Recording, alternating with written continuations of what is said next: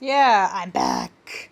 And obviously, my preparations for this video took so long that the Valentine's Day, meanwhile, turned into Ash Wednesday. And as I might have mentioned last year or the year before, um, Ash Wednesday is, of course, a very religious day in Catholic parts of Germany, but in Iceland, it's the day where the children and some bigger children, such as me, dress up like according to how much time and budget and whatever you have. So I just put it like really simple for my Zoom meeting to be Bertha the cat. And well, I hope you will like, yeah, my friend's photos of the whole thing, and my both cuddly and scratchy film review, to which we're coming back now. Yes, it's obviously other people are living in a parallel fishbowl to a very friendly man who just wants to produce innovation, and everybody gives him advice how to fit better into the box of society until he suddenly gives in to buy himself an organizer.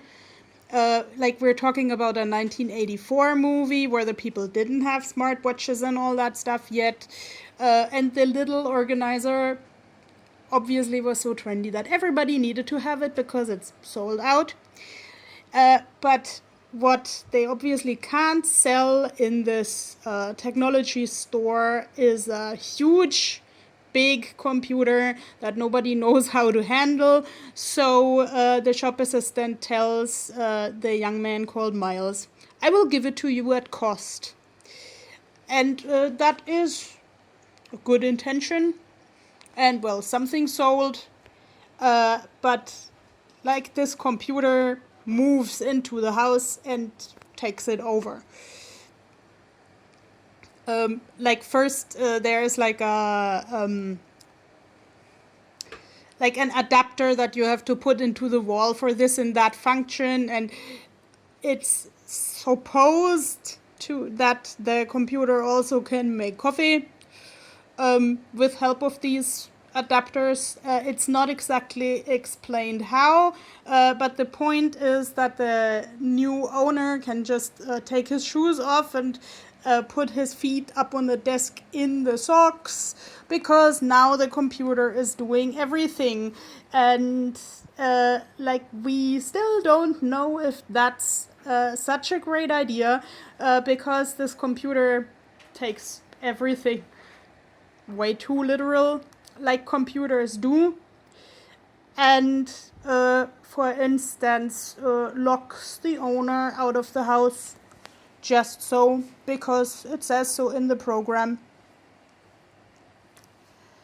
And while the young man is locked outside the house, a young woman moves into the next apartment, and she has a cello, like a really beautiful instrument that she has taken care of for many years, and that the moving company doesn't even know the difference between a cello and a guitar.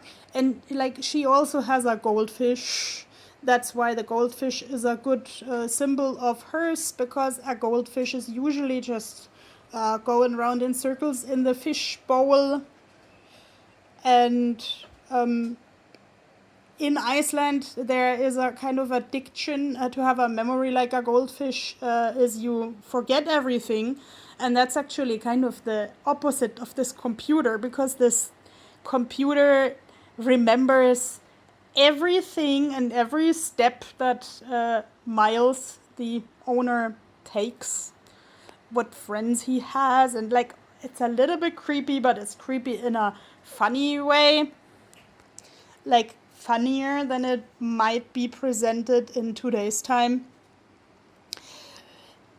And then the film is sort of like a good book, paralleling two worlds of two people to show they have very different interests, but they are not that different at all, because while Miles, or his hyper intelligent annoying computer,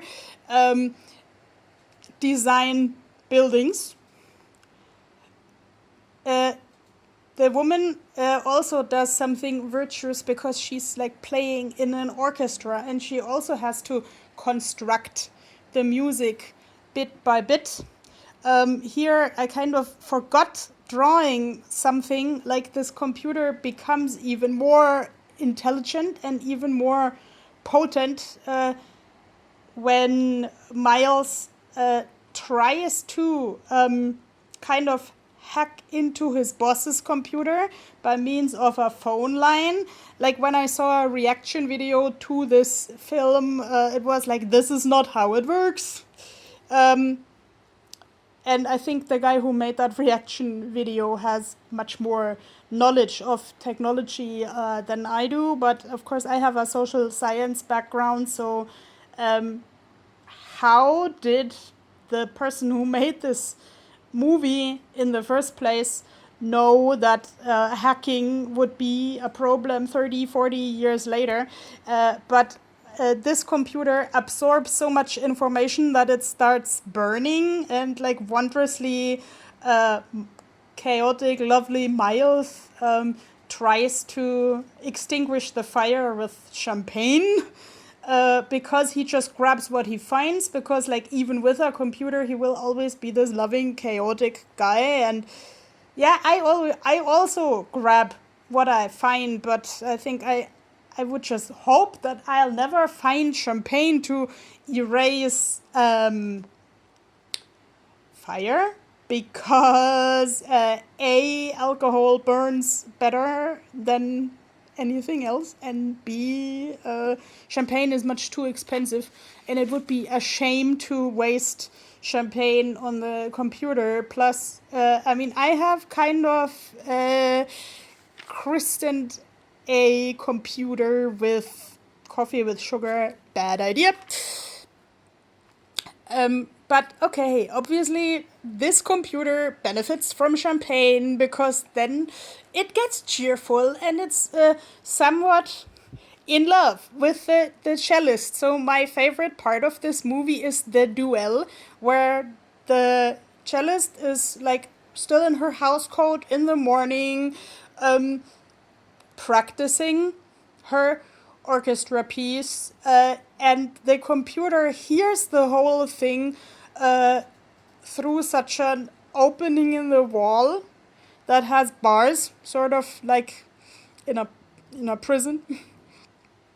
And I mean, that will play a role later, that the computer has a feeling of being imprisoned because he can't express his love for the musician.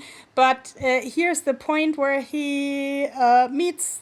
He can find a common level with the musician. It's really hard to express. I also heard the phrase "movies are there to be seen" somewhere. But like my point is that this computer first makes this really annoying beep beep beep beep beep to imitate the music, and then they tune into each other, and the woman smiles also as if she were in love. And obviously she is kind of in love with the music, and this is also like, since this cello has a bit of a form like a woman's body, it's also, I would say, it's kind of a form of intimacy. And since I have like a synesthesia, I decided to kind of draw this, how I see this piece of music, just with what I found with my Vox pens. Like, this is more the pink stuff is more the cello, and the blue and yellow is more the computer, but they are kind of merging into each other and making a complete picture together.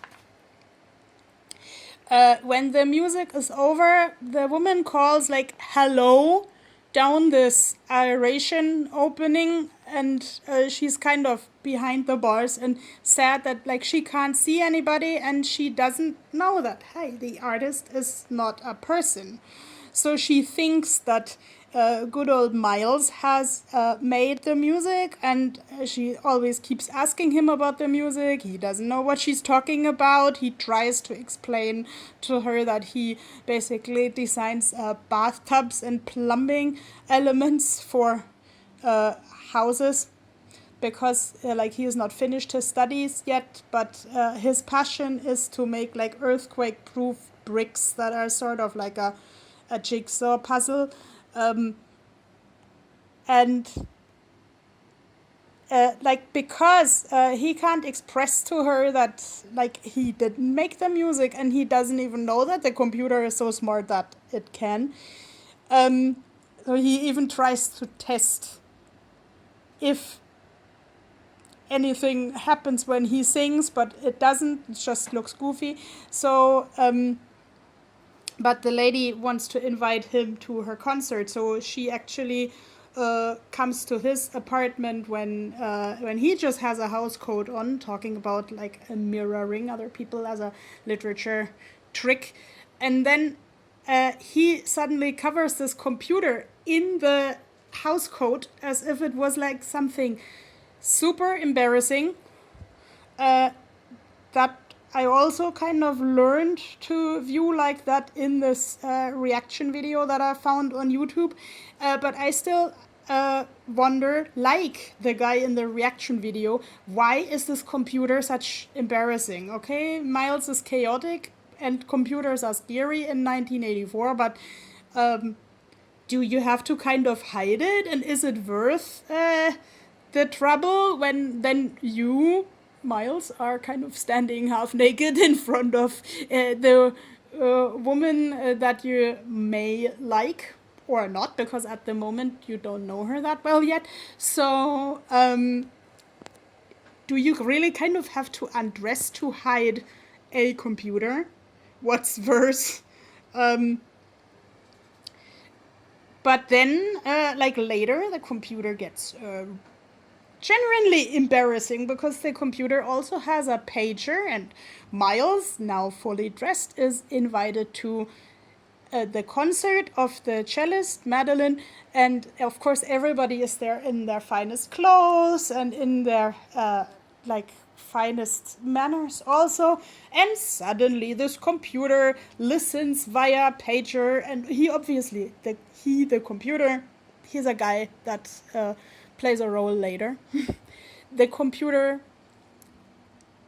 loves communicating with people by means of music, so he or it goes like beep beep beep beep beep in the most inappropriate moments in the concert, to the extent that Miles needs to flush this pager down the toilet. And again, sometimes I think like science fiction writers are a little bit prophetic, because nowadays everybody knows that running gag of a beeping cell phone in a concert hall.